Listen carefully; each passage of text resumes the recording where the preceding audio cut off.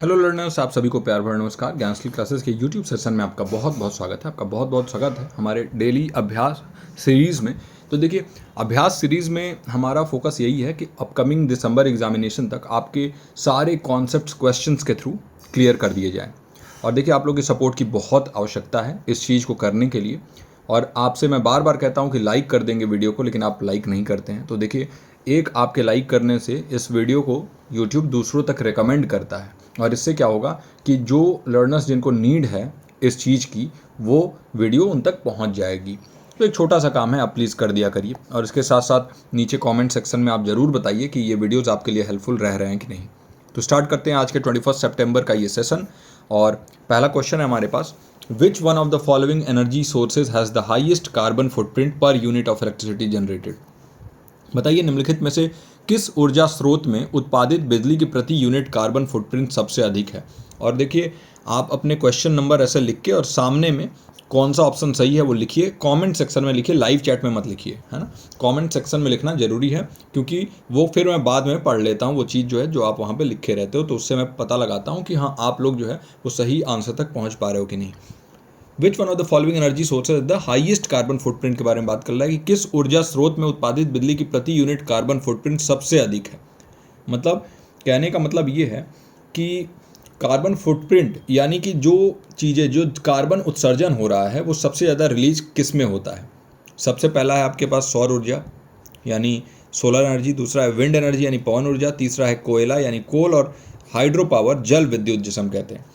तो आपको बताना है कि इनमें से सबसे ज़्यादा किस में कार्बन फुटप्रिंट जनरेट होता है। देखिए, एक चीज़ को आप समझ लीजिए कि सोलर एनर्जी जो है ये नॉन रिन्यूएबल, देखिए नॉन रिन्यूएबल एनर्जी रिसोर्सेज में नहीं आता है।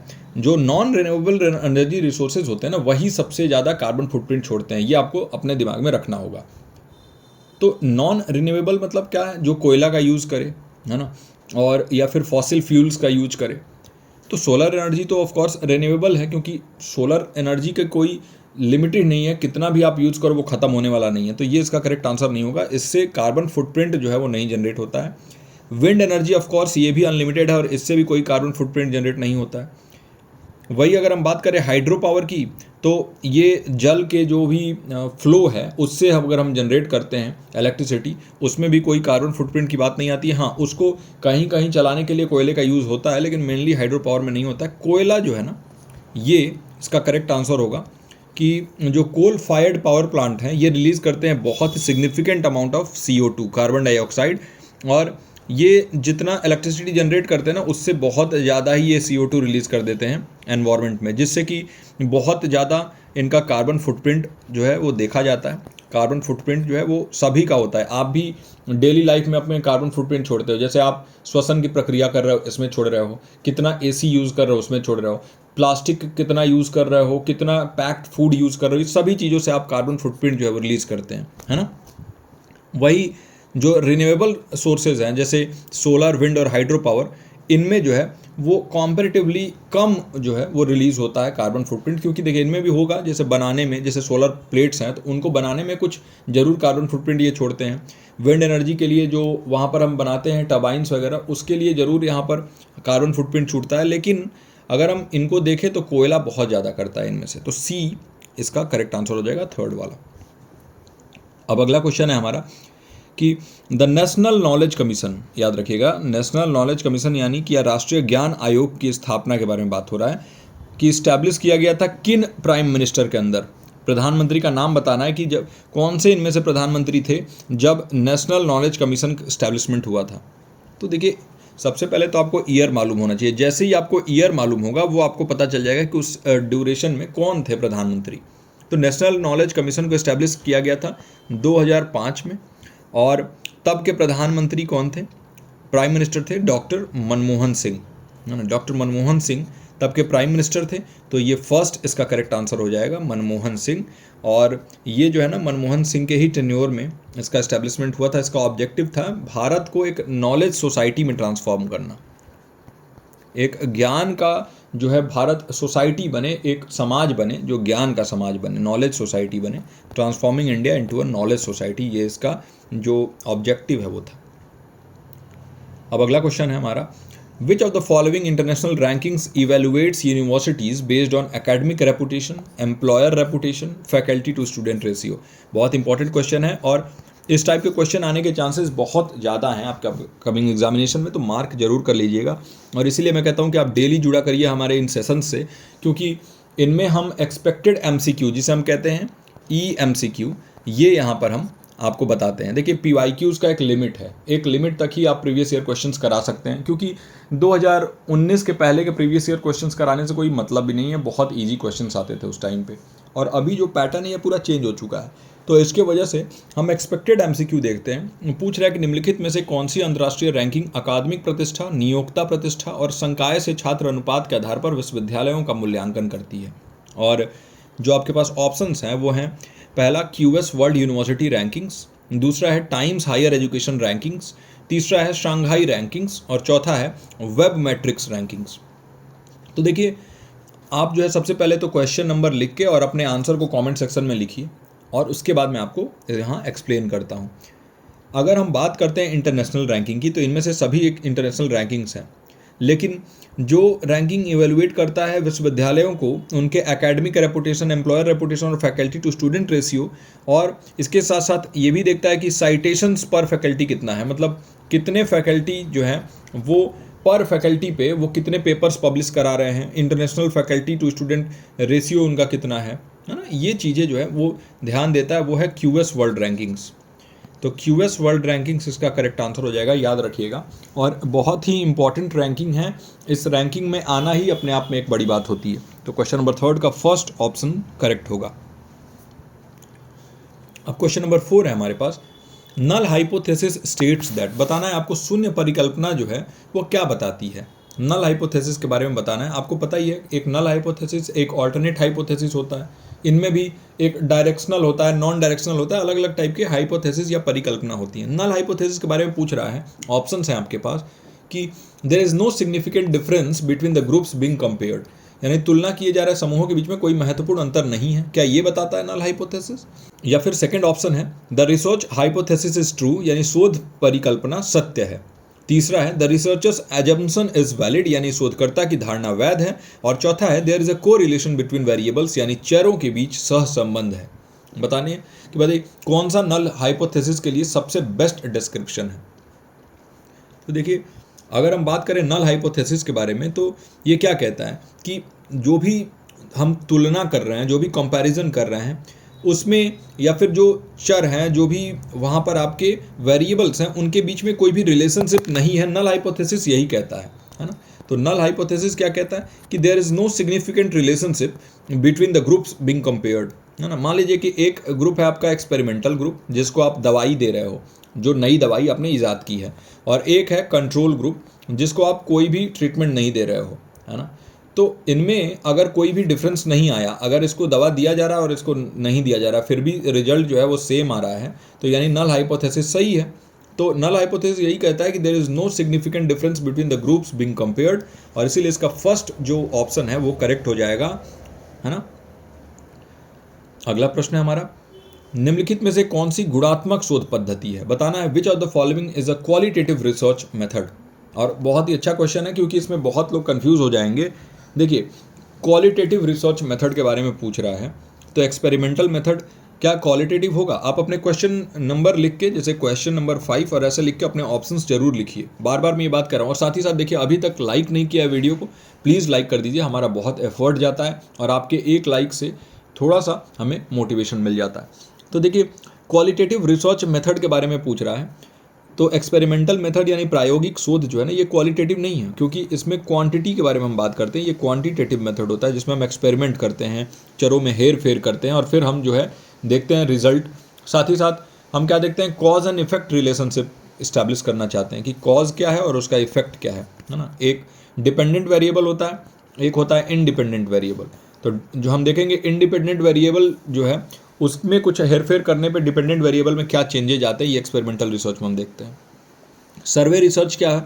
देखिए सर्वे रिसर्च में हम क्या करते हैं, हम बाहर जाएंगे, बाहर जाके हम सर्वे करेंगे, और सर्वे में क्वांटिटी और क्वालिटी दोनों हो सकता है। इसमें कोई ये नहीं है कि सिर्फ आप जो है क्वालिटी या फिर सिर्फ क्वांटिटी ही लो। सर्वे आप कर रहे हो तो हो सकता है आप जो है नंबर ऑफ़ पर्सन्स पूछ रहे हो तो वहाँ पे क्वांटिटी आ गया, और वहीं पूछ रहे हो कि कौन एम्प्लॉयड है नॉन एम्प्लॉयड है तो वो जो है क्वालिटी आ गया।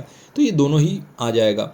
डिस्क्रिप्टिव रिसर्च के बारे में बात करें और ग्राउंडेड थ्योरी के बारे में बात करें, इन दोनों में कन्फ्यूज़न हो जाएगा कि क्वालिटेटिव कौन। देखिए ज़्यादातर लोग यही समझते हैं कि डिस्क्रिप्टिव रिसर्च यानी वर्णनात्मक शोध जो है ये एक क्वालिटेटिव रिसर्च मेथड है, लेकिन ये क्वालिटेटिव प्लस क्वांटिटेटिव दोनों होता है, याद रखिएगा, क्वालिटेटिव प्लस क्वांटिटेटिव दोनों होता है। और इससे रिलेटेड क्वेश्चन एक मैंने टेलीग्राम पे आज इसीलिए दिया था ताकि आपको ये पता चल जाए कि क्वालिटेटिव और क्वांटिटेटिव रिसर्च दोनों होता है डिस्क्रिप्टिव रिसर्च या वर्णनात्मक शोध। क्यों? देखिए, आप चीज़ों को, फेनोमेना को डिस्क्राइब कर रहे हैं ना। अगर आप कोई चीज़ को डिस्क्राइब करेंगे, किसी चीज़ को बताएंगे, तो ज़रूरी थोड़ी है कि सिर्फ व्यवहारिक चीज़ों को ही बता रहे हैं आप। मैं आपसे पूछ दूं कि कितने मार्क्स जो है वो 10 बच्चों के आए हैं आपके क्लास में, अपने क्लास के टॉप 10 बच्चों का मार्क्स बताइए, तो आप डिस्क्राइब ही कर रहे हैं, लेकिन आप वहाँ पर क्या बता रहे हैं? क्वांटिटी बता रहे हैं, तो ये क्वांटिटेटिव हो गया ना। और वहीं पे मैं एट्रीब्यूट पूछ दूँ, बिहेवियर पूछ दूँ, तो वो क्वालिटेटिव या गुणात्मक में आ जाएगा। तो ये दोनों होता है, और इसलिए डिस्क्रिप्टिव रिसर्च इसका करेक्ट आंसर नहीं होगा। इसका करेक्ट आंसर होगा ग्राउंडेड थ्योरी, है ना।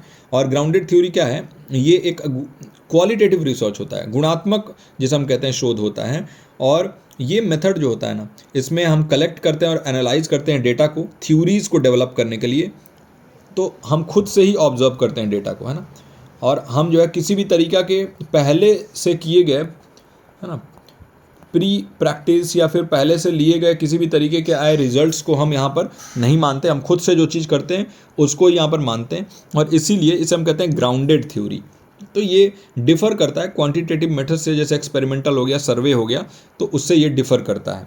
ओके, तो डिस्क्रिप्टिव भी नहीं होगा, सर्वे भी नहीं होगा, एक्सपेरिमेंटल भी नहीं। इसका सही उत्तर होगा थर्ड, ग्राउंडेड थ्योरी। अगला क्वेश्चन है, heuristic method of teaching is most suitable for, बताइए अनुमानवादी शिक्षण पद्धति सबसे अधिक किसके लिए उपयुक्त है? ह्यूरिस्टिक मेथड के बारे में पूछ रहा है, ये आपके टीचिंग एप्टीट्यूड का क्वेश्चन है। तो देखिए, पहला ऑप्शन है फैक्चुअल इन्फॉर्मेशन को पढ़ाने के लिए, तथ्यात्मक जानकारी पढ़ाने के लिए। दूसरा है enhancing creative thinking in problem solving skills, यानी रचनात्मक सोच और समस्या समाधान कौशल को बढ़ाना। तीसरा है नियमों और सूत्रों को याद कराना, यानी memorising and rules and formulas. और चौथा है स्मरण क्षमता में सुधार करना, इम्प्रूविंग रिकॉल एबिलिटी। बताइए ह्यूरिस्टिक मेथड ऑफ टीचिंग जो है ना, वो सबसे ज़्यादा सूटेबल किसके लिए है? तो ह्यूरिस्टिक मेथड ऑफ टीचिंग, इसके बारे में जानने से पहले आप क्वेश्चन नंबर ऐसे लिख के 6 और इसके बाद अपने ऑप्शंस कमेंट सेक्शन में जरूर छोड़िएगा, लाइव चैट में नहीं, कमेंट सेक्शन में। तो ह्यूरिस्टिक मेथड ऑफ टीचिंग ये क्या करता है? ये स्टूडेंट्स को एनकरेज करता है कि वो सॉल्यूशंस जो भी हैं, जो भी उनको प्रश्न दिए गए हैं उसके उत्तर वो खुद से ढूंढें। कैसे ढूंढेंगे? एक्सप्लोर करके, कई चीज़ों को वो एक्सप्लोर करेंगे और फिर पहुँचेंगे। एक्सपेरिमेंट करके ढूंढ सकते हैं वो, ठीक है। एंगेज करके प्रॉब्लम सॉल्विंग में, है ना, प्रॉब्लम सॉल्विंग में वो क्या करेंगे? एंगेज करके वो ढूंढ सकते हैं। इनसे क्या होता है? इनका जो क्रिएटिव थिंकिंग स्किल है वो बेहतर होता है, क्रिएटिविटी इनमें बेहतर होती है, रचनात्मकता बेहतर होता है। तो ये क्या होगा? सेकंड ऑप्शन इसका करेक्ट हो जाएगा, enhancing creative thinking and problem solving skill. Heuristic method of teaching के लिए यही सबसे ज़्यादा जो है उपयुक्त है, रचनात्मक सोच और समस्या समाधान कौशल को बढ़ाना। फैक्चुअल इन्फॉर्मेशन आप बता रहे हो तो ये तो सिर्फ जो है ना आप मेमोराइज़ करवा रहे हो, या फिर बहुत ज़्यादा उसमें कुछ सोचने की ज़रूरत नहीं है, तो ये नहीं होगा। मेमोराइज़ कराना, रटवाना, ये भी जो है बिल्कुल ही नहीं होगा, क्योंकि इसमें ह्यूरिस्टिक मेथड कहाँ पे आप जो है कि वो प्रज्वलित कर पा रहे हो क्या? उनके अंदर जो भी चीज़ें हैं उसको जानने की एक जिज्ञासा उनके अंदर प्रज्वलित तभी हो पाएगा जब आप उनको ह्यूरिस्टिक मेथड के थ्रू खुद से एक्सप्लोर करने का मौका दोगे। और रिकॉल एबिलिटी को इम्प्रूव करना भी सिर्फ और सिर्फ मेमोराइजेशन का ही एक टेक्निक है, और ये भी नहीं होगा। अब हमारा अगला क्वेश्चन है, question number 7, which of the following teaching methods encourages passive learning. देखिए, एक्टिव लर्निंग आपने सुना होगा, जिसमें जो लर्नर है वो एक्टिव होता है और वो खुद से अपने ज्ञान को जो है संग्रहित करता है, खुद से अपने ज्ञान को ग्रहण करता है और अपना ज्ञान खुद बनाता भी है कई बार। लेकिन पैसिव लर्निंग में क्या होता है कि इसमें टीचर का एक्टिव रोल होता है और लर्नर का पैसिव रोल होता है। तो बताइए इनमें से पैसिव लर्निंग मेथड्स कौन सा है? पहला है ग्रुप डिस्कशन, दूसरा है लेक्चर मेथड, तीसरा है फ्लिप्ड क्लासरूम और चौथा है केस स्टडी मेथड। तो देखिए, बहुत आसान क्वेश्चन है। ग्रुप डिस्कशन में तो लर्नर एक्टिव होते हैं क्योंकि वो ग्रुप में आके डिस्कस करते हैं, तो यहाँ पर लर्नर्स एक्टिव होते हैं। हमको वो वाला ऑप्शन देखना है जिसमें लर्नर एक्टिव नहीं होते हैं। फ्लिप्ड क्लासरूम अगेन, इसमें क्या होता है कि उल्टा सिस्टम हो जाता है। आप क्या करते हो ना कि बच्चों को एक घर से पढ़ के आने के लिए एक मॉड्यूल दे देते हो, कुछ वीडियोस दे देते हो, कुछ उनको टीचिंग मटेरियल दे देते हो जो उनको घर से पढ़ के आना है, और फिर क्लास में आके वो क्या करते हैं, वो चीज़ को डिस्कस करते हैं, है ना।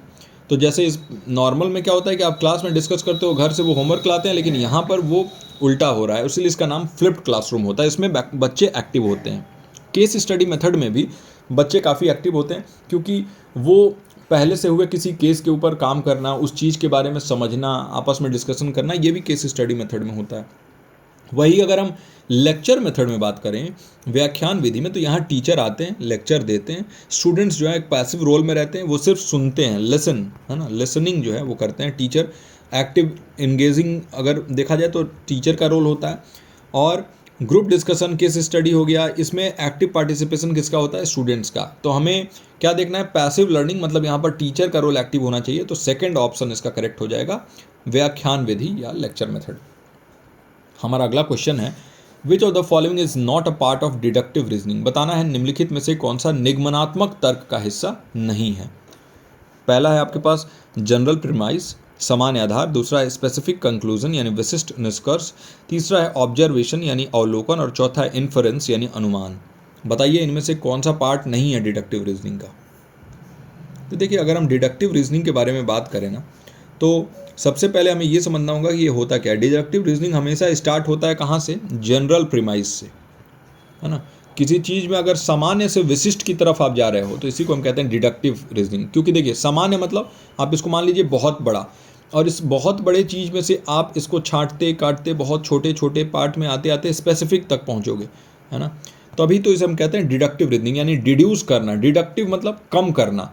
तो बड़े से अगर छोटे की तरफ जाओगे तो उसको आप कम कर रहे हो, है ना। तो इसी को हम कह सकते हैं जनरल टू स्पेसिफिक आना, ऐसे याद कर सकते हो आप। डिडक्ट करना, डिडक्ट मतलब कम करना, है ना। तो ये हो गया आपका। तो डिडक्टिव रीजनिंग आप जनरल प्रीमाइस से मूव करते हो, स्पेसिफिक कंक्लूजन तक पहुंचते हो। और कैसे पहुंचते हो, इन्फ्रेंस के जरिए, है ना, अनुमान के जरिए। ऑब्जर्वेशन अगर हम देखें ना, तो ये ज़्यादा एसोसिएट करता है इंडक्टिव रीजनिंग से, क्योंकि आप ऑब्जर्व करते हो और उसके बाद जोड़ते हो। इंड्यूस करना मतलब जोड़ना। अगर आप कोई छोटा चीज़ है, इसको जोड़ते जोड़ते जोड़ते बड़ा बना दो, इसको जनरलाइज कर दो। मैंने आपसे कुछ भी कहा और इस चीज़ को आप जो है ना कई लोगों पे ये एक्सपेरिमेंट कर करके और फिर जनरल कंक्लूजन तक पहुँचो, तो उसको हम कहेंगे विशिष्ट से सामान्य की तरफ जाना। जबकि डिडक्टिव रीजनिंग सामान्य से विशिष्ट की तरफ आता है। तो जो ऑब्जर्वेशन होता है ना, वो इंडक्टिव रीजनिंग में होता है, डिडक्टिव में नहीं होता। और ये नॉट अ पार्ट पूछ रहा है, तो जनरल प्रीमाइस बिल्कुल होता है डिडक्टिव रीजनिंग में, स्पेसिफिक कंक्लूजन बिल्कुल होता है डिडक्टिव रीजनिंग में, इन्फरेंस यानी अनुमान बिल्कुल होता है डिडक्टिव रीजनिंग में, लेकिन ऑब्जर्वेशन नहीं होता है, अवलोकन नहीं होता है। ऑब्जर्वेशन अगर हम देखें तो ये इंडक्टिव रीजनिंग का पार्ट है, और इसीलिए थर्ड इसका करेक्ट आंसर हो जाएगा। हमारा अगला प्रश्न है, किस प्रकार का तर्क कुछ विशिष्ट उदाहरणों के आधार पर समग्रता के बारे में निष्कर्ष निकालता है। बताइए, what type of argument draws conclusion about the whole based on a few specific instances. आप अपने क्वेश्चन को क्वेश्चन नंबर ऐसे लिख के और सामने में ऑप्शन जरूर लिखा करिए, और कमेंट सेक्शन में लिखिए, लाइव चैट में मत लिखिए। नीचे जरूर बताइए कि आपको कैसा लग रहा है ये क्लास, हमारा रोज का प्रयास कैसा लग रहा है। और साथ ही साथ आप अगर जो भी आपके अगले क्वेश्चंस क्या क्या चाहिए, किस टाइप के प्रश्न आपको चाहिए, वैसा भी अगर आप कुछ कमेंट करेंगे तो उसको भी ज़रूर ध्यान में रखते हुए अगला हमारा ये सेशन बनेगा, क्योंकि आप लोग के ही इनपुट से यहाँ पर सब कुछ होने वाला है ना।